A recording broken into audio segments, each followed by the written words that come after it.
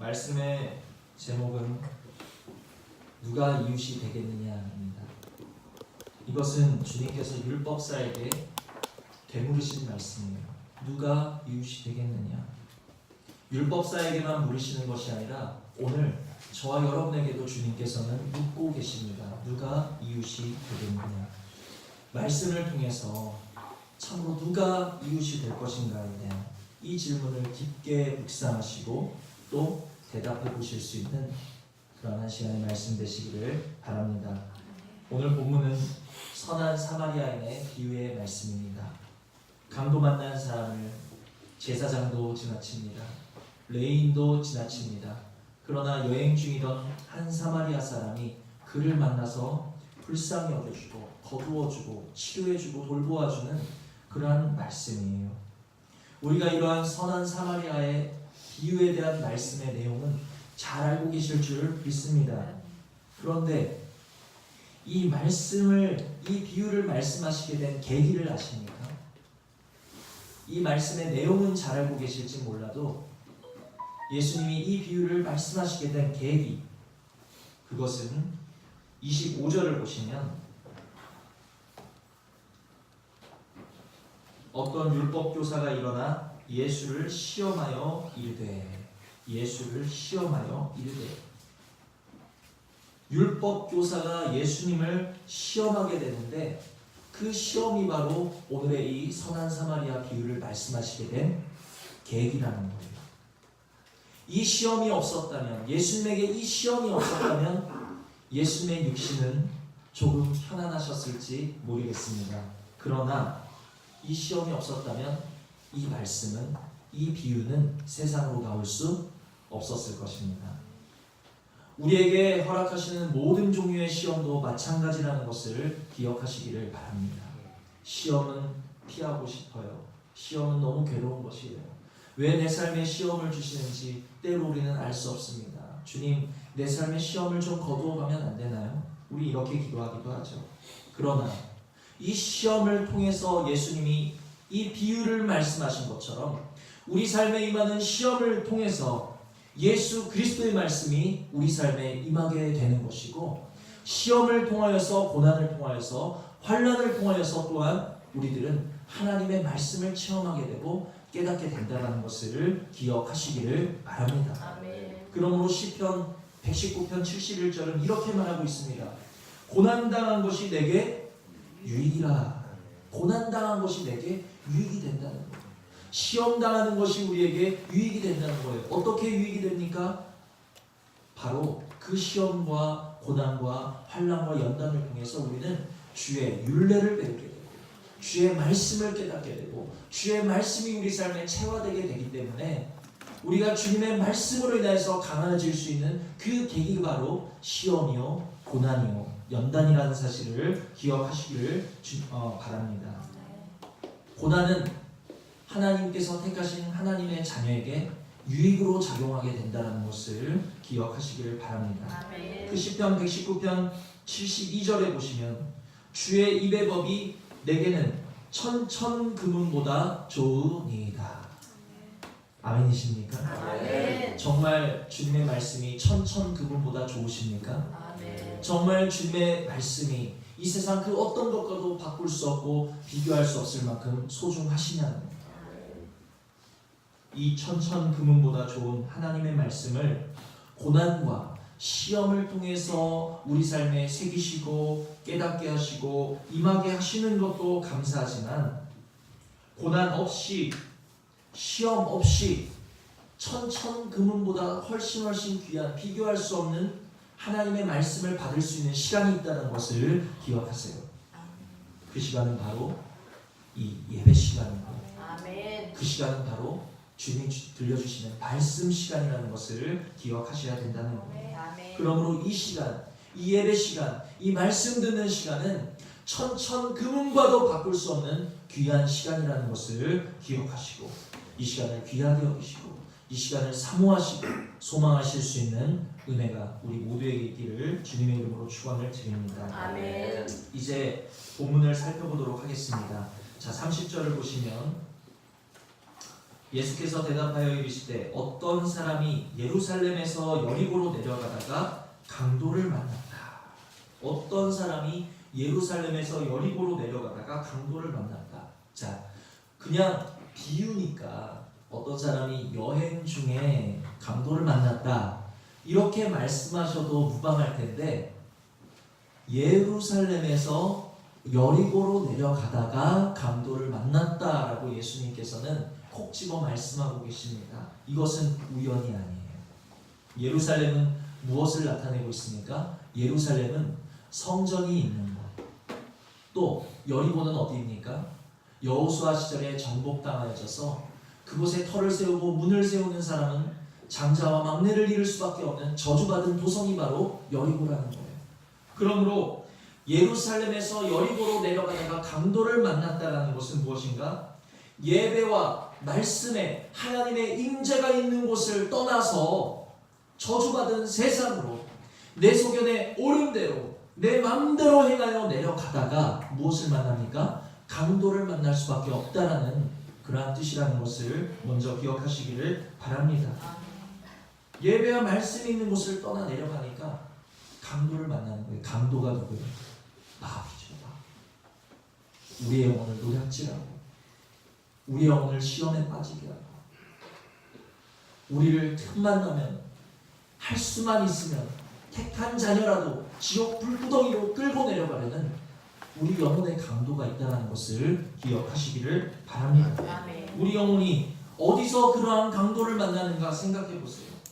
우리 영혼이 말씀에 서 있을 때 하나님의 은혜의 테두리 안에 우리가 둘려 있어서 그 안에서 생활할 때는 우리의 영혼이 심령이 든든하지만 말씀에서 떠날 때 우리는 필연적으로 우리 영혼의 강도를 만날 수밖에 없다는 사실을 오늘 말씀을 통해 기억하시기를 바랍니다. 아멘. 자, 강도 만나서 피 흘리면서 쓰러진 그는 길가에 버려지게 됩니다.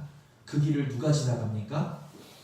여기 31절 보니까 마침 한 제사장이 그 길로 내려가다가, 이제 제사장이 가다가 피 흘린 그 사람을 만나게 됩니다. 쓰러진 그 사람을 만나게 됩니다. 어떻게 하죠? 도와줬을까요? 그냥 지나쳤어요. 그리고 또 32절, 또 이와 같이 한 레인도 그곳에 이르러 그를 보고 피하여 지나가되. 제사장이 가다가, 오늘날로 말하면 목사님이겠죠.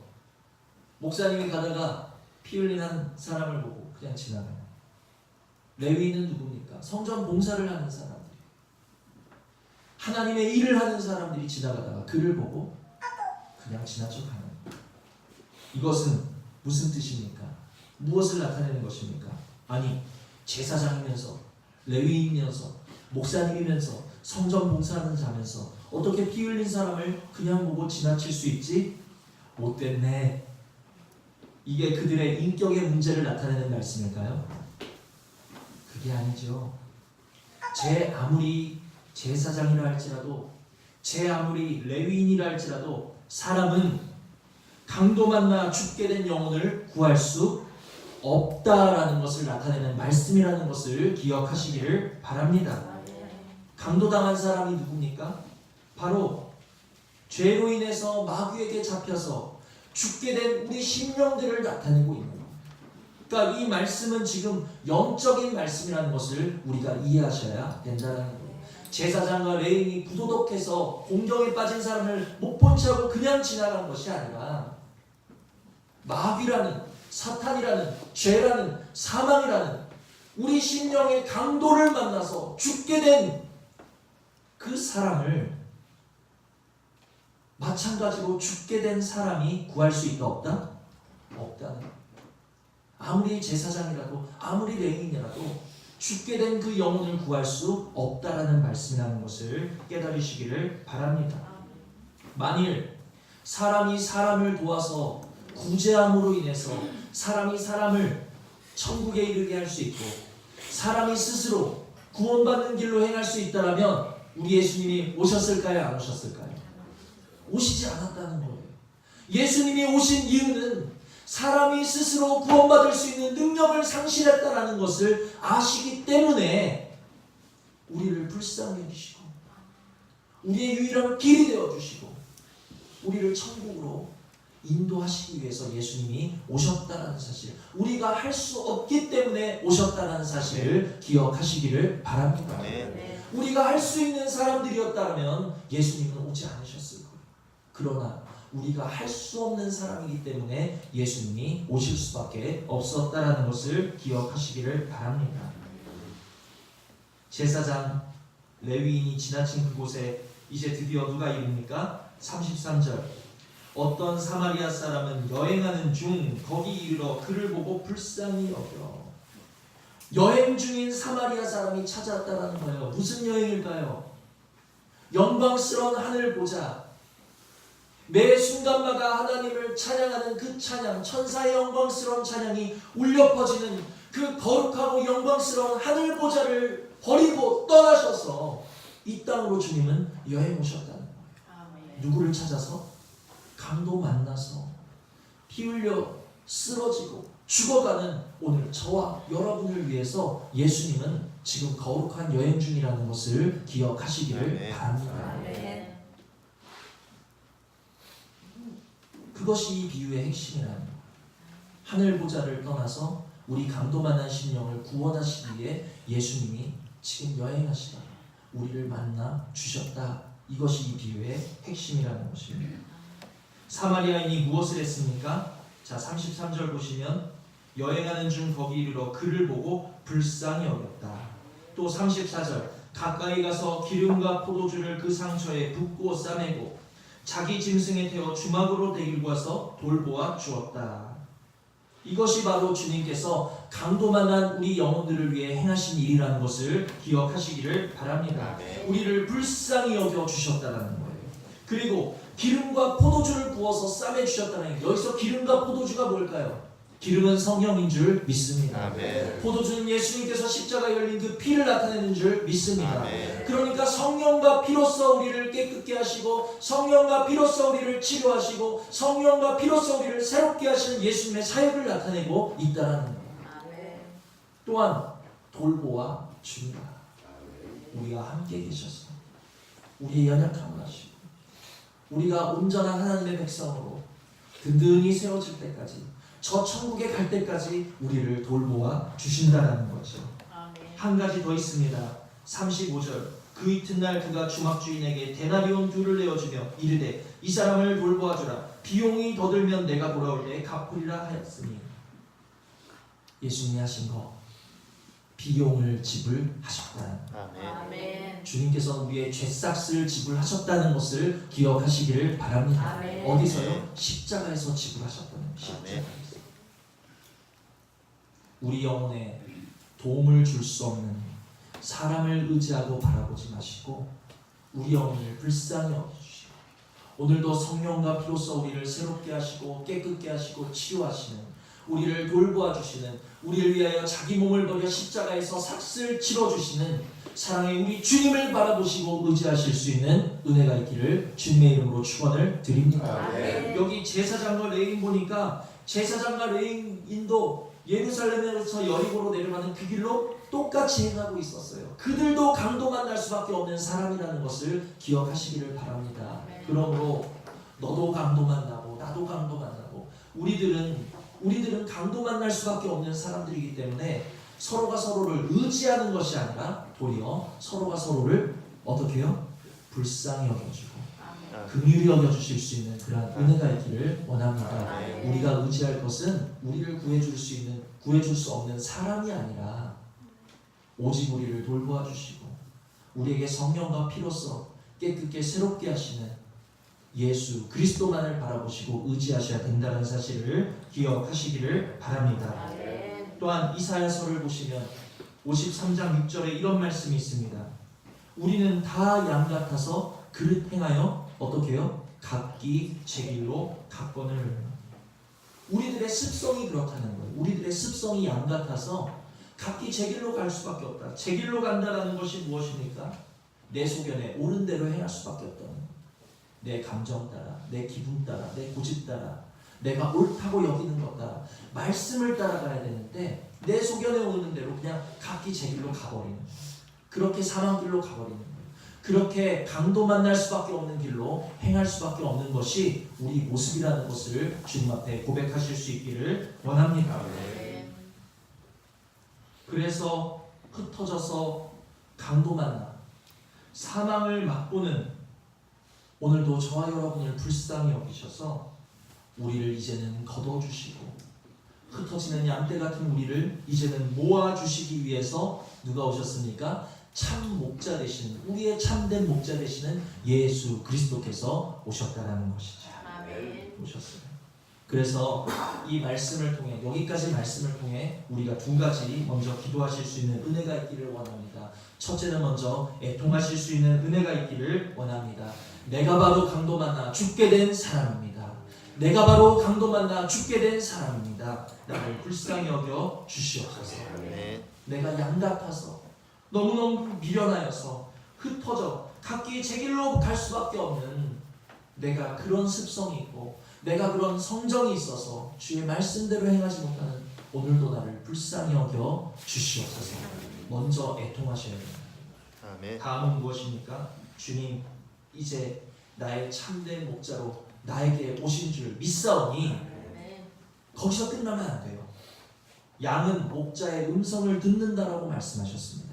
양은 목자의 음성을 들어야 되는데 이제는 내가 세상의 소리, 사람의 소리, 육신의 정욕의 소리를 듣는 귀는 닫아주시고 참된 목자 되시는 우리를 바른 길, 생명길로 인도하시는 사망의 길에서 돌이켜 생명길 가게 하시는 예수 그리스도의 음성을 들을 수 있는 영의 귀는 밝게 열어 주시옵소서. 아멘. 우리는 먼저 이 두 가지를 놓고 기도하실 수 있는 은혜가 있기를 원합니다. 아멘.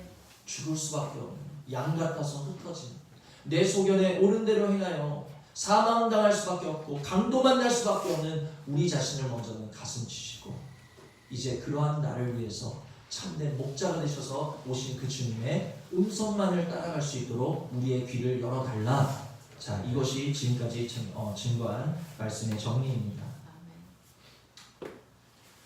우리의 선한 사마리아님 또한 우리의 선한 목자 되셔서 우리에게 찾아오신 예수님은 그냥 그 인품만 선하시고 성품만 선하신 것이 아니에요. 또 무엇이 선하십니까? 우리에게 행하시는 일도 선하시고 우리를 위하여 예비하신 계획도 선하신 분이라는 사실을 기억하시기를 바랍니다. 아멘. 로마서 8장 28절 우리가 잘 아시는 말씀이죠. 우리가 알거니와 하나님을 사랑하는 자 곧 그 뜻대로 부르심을 입은 자들에게는 모든 것이 어떻게 해요? 합력하여 선을 이루느니라. 아멘. 누가 부르심을 입은 자들입니까? 누가? 선한 목자 되어 이 땅에 오셔서 양들의 이름을 하나하나 부르사 오늘 이 예배의 자리, 이 구원받는 자리에 불러주신 저와 여러분이 바로 부르심받은 자들인 것을 믿으시기를 바랍니다. 아멘. 또한 누가 부르심받은 자들입니까? 자, 하나님을 사랑하는 자, 아멘. 중심으로 하나님을 사랑하고 정직하여서 마음에 두 마음 품지 않고 하나님을 사랑한다 하면서 돈을 사랑하는 마음, 하나님을 사랑한다 하면서 쾌락과 정욕을 사랑하여 따라가는 마음이 있는 두 마음이 있는 것입니다. 하나님만을 사랑하는 정직한 그 사람, 중심으로 하나님을 사랑하는 그 사람이 바로 부르심이 있는 사람이라는 것을 기억하실 수 있는 은혜가 있기를 원합니다. 아멘. 이제 그렇게 부르심을 입은 자들에게는 어떻게 하세요? 모든 것이 합력하여 선을 이루느니라. 이것이 부르신 자들에 대한 우리 선하신 주님의 선하신 계획이요 뜻이라는 것을 기억하시기를 바랍니다. 아멘. 야곱이 이제 그 집을 떠나서 삼촌 라반의 집으로 도망가잖아요. 그런데 그 삼촌 라반이 야곱을 몇 번이나 속였는 줄 아십니까? 그 삭슬 10번이나 속였다라고 말씀에 나와 있어요. 10번이나 속였어요. 그 10년이 조금 남짓 넘는 그 시간 동안 삼촌이 자기에 대한 푹삭을 10번이나 속였지만 그러나 야곱은 그 집에서 빈털터리가 되어났습니까? 아니에요. 두 때나 이르는 거부가 되어서 그 집에서 나올 수 있도록 하나님이 인도하셨다는 것을 기억하시기를 바랍니다. 우리는 속을지라도 세상은 우리를 속이고 사람은 우리를 속일지라도 하나님은 결코 속지 않으신다라는 것을 기억하시기를 바랍니다. 하나님은 결코 속지 않으시고 우리를 향한 그 모든 세상의 계략과 마귀의 악한 뜻까지도 합력하셔서 주님께서는 우리의 영육간에 거부되는 자리로 인도하신다는 것을, 합력하여 선을 이루신다는 것을 믿으시는 은혜가 있기를 바랍니다. 또한 형들이 요셉을 죽이고자 했어요. 형들이 그 포악으로, 그 시기심으로, 그 질투로 요셉을 죽이고자 했어요. 어떻게 됐습니까? 도리어 그 일을 통해 요셉이 애굽으로 보내지게 되고, 요셉은 당신들은 나를 죽이려 했으나 하나님은 나를 이곳으로 보내셔서 우리 모두의 생명을 구하고자 하셨습니다. 이제 나를 이곳에 보낸 분은 당신이 아닌 하나님이 나를 이곳에 보내셨습니다. 그것이 요셉의 고백이었다는 것. 이것은 요셉만의 고백이 아니라 오늘 하나님께 부르심을 받은, 하나님을 사랑하는, 하나님의 선하신 계획 속에 있는 우리 모두가 하나님께 드릴 영광의 고백이라는 사실을 기억하실 수 있는 은혜가 있기를 원합니다. 우리의 죽음까지도, 우리의 사망까지도 합력하여 유익되게 하시는 믿음의 진보를 이루실 하나님을 우리가 믿음으로 붙잡으실 수 있는 은혜가 있기를 주님의 이름으로 축원을 드립니다. 그러므로 내가 오늘 주님의 부르심을 받은, 선하신 주님의 부르심을 입은 내가 주님의 양떼요, 내가 주님의 보살핌을 받은 한때 강도 만났던 사람이라는 것을 기억하신다면 이제 나를 불러주신 주님으로 인하여 우리의 삶에 찬양과 하나님에 대한 감사만이 넘치실 수 있는 은혜가 있기를 원합니다. 근심할 필요 없다는 거예요. 모든 것을 합력하여서 선을 이루실 하나님의 계획이 우리 삶을 잡고 계시기 때문에 근심과 염려를 내어 버리실 수 있는 은혜가 있기를 원합니다. 우리 삶에 선한 계획을 세우시고 이루시는 주님 따라 이제 우리는 무엇 하셔야 될 때입니까? 우리도 주님 따라 합심하여 기도하셔야 될 때라는 것을 기억하시기를 바랍니다. 여호수아의 명령 따라서 이스라엘 백성들이 합심하여 여리고 주위를 돌다가 그들이 한마음으로 외쳤을 때 여리고가 무너질 수 있었던 것처럼 우리가 주님의 말씀을 따라 기도로 이제는 불을 지질 때 우리 믿음의 전진을 막는 모든 종류의 영적인 여리고는 무너져 내림이 있을 줄 믿습니다. 주님의 선하신 일을 따라 함께 기도로 동역하실 수 있는 저와 여러분이 되시기를 주님의 이름으로 축원을 드립니다. 이제 말씀을 정리합니다. 처음에 말씀을 시작할 때 제가 질문을 드렸어요. 누가 이웃이 되겠느냐? 누가 이웃이 되겠느냐? 답을 찾으신 줄 믿습니다. 누가 양같이 흩어지는 우리를 위해서 선한 목자 되셨습니까? 예수 그리스도예요. 누가 말씀을 떠나가다가 강도 만나 죽을 수밖에 없는 우리를 위해 선한 이웃이 되어 주셨습니까? 예수 그리스도라는 거예요. 그러므로 주님은 참 좋은 나의 이웃이자 참 좋은 나의 벗이자 우리의 생명 되신다라는 것을 마음에 새기시는 은혜가 있기를 원합니다. 그런데 예수님이 또 물으세요. 누가 이웃이 되겠느냐? 이제는 우리가 대답할 차례입니다. 주여, 주님이 나의 선한 목자 되신 것을 내가 맛보았으니 이제는 나도 주님의 선하심 따라 주님의 선하심을 열매 맺는, 주님의 선하심을 나타내는 내가 이웃이 되기를 원하나이다. 먼저 주님이 우리의 이웃 되어 주셨다면 이제 주님의 이웃 되심을 따라 우리도 선한 이웃 되시는 자리로 나가실 수 있는 은혜가 있으셔야 된다는 것이죠. 빚진 내형제의 목을 잡고 흔들던 만달란트 탕감받았던 그 사람처럼, 혹은 연약한 내형제를 정죄하고 판단하고 손가락질하는 그러한 자리에서 이제는 우리가 벗어나서 주님같이 내 형제를 불쌍히 여겨주고, 강도 만난 내 형제, 마귀의 미혹과 유혹의 자리에서 아직 벗어나지 못한 내 형제가 있다면 기름과 포도주를 부어주고, 무엇입니까? 성령과 피로써 그를 씻어주면서 중보하는 것을 나타낸다라는 것을 기억하시기를 바랍니다. 또한 주님같이 사랑으로, 긍휼로, 용서로 돌보아 주는 것, 그것이 바로 내 안에 계신 주님으로 인해 참으로 선한 열매를 맺어야 될, 앞으로 우리가 나아가야 될 모습이요 열매라는 것을 기억하실 수 있는 저와 여러분 되시는 아멘. 은혜가 있기를 원합니다. 아멘. 선한 이웃 되신 주님, 내 안에 생명으로 계셔서 나는 강도 만나 쓰러져 죽을 수밖에 없는 자리에 있을 수밖에 없지만 주님이 나를 구하셨사오니 이제는 내 안에 능력 되어 주시고 이제는 내 생명 되어 주시어서 주님 따라 나도 선하신 열매를 맺을 수 있는 자리까지 나아갈 수 있도록 정말 선한 이웃이 가득한 우리 행복한 교회 되도록 주여 역사해 달라고 늘 기도하실 수 있는 저와 여러분들이 되셔서 이 지역의 선한 이웃들 되시는 우리 행복한 교회 되시는 은혜가 있기를 주님의 이름으로 축원을 드립니다. 아멘. 주신 말씀 생각하시면서 잠시 기도하시겠습니다.